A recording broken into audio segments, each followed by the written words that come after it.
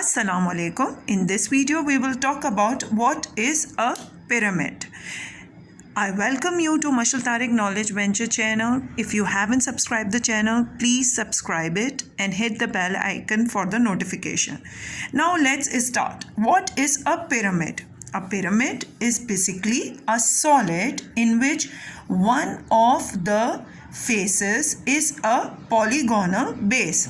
For example, you can see in this diagram the base has three sides, so it is a type of a triangular prism, and the base should be a polygonal shape. The other slanted faces are triangles in all the type of pyramids joined to the edges of the base, and these are the vertices of the pyramid.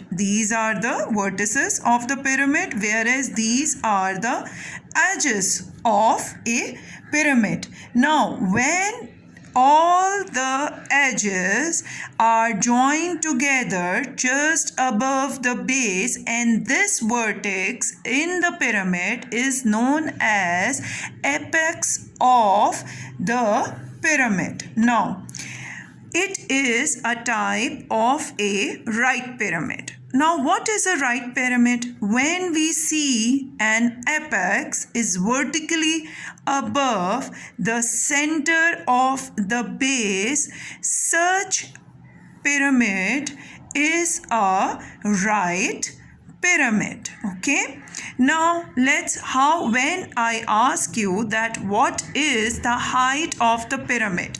The height of the pyramid is the distance between the apex and the center of the base, is the perpendicular distance between the apex and the center of the base. This is the height of the pyramid.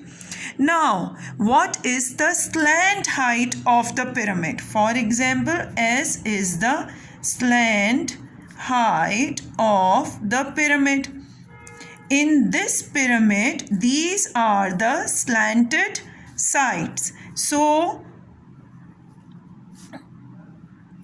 this is the slant height. This is the slant height in a pyramid.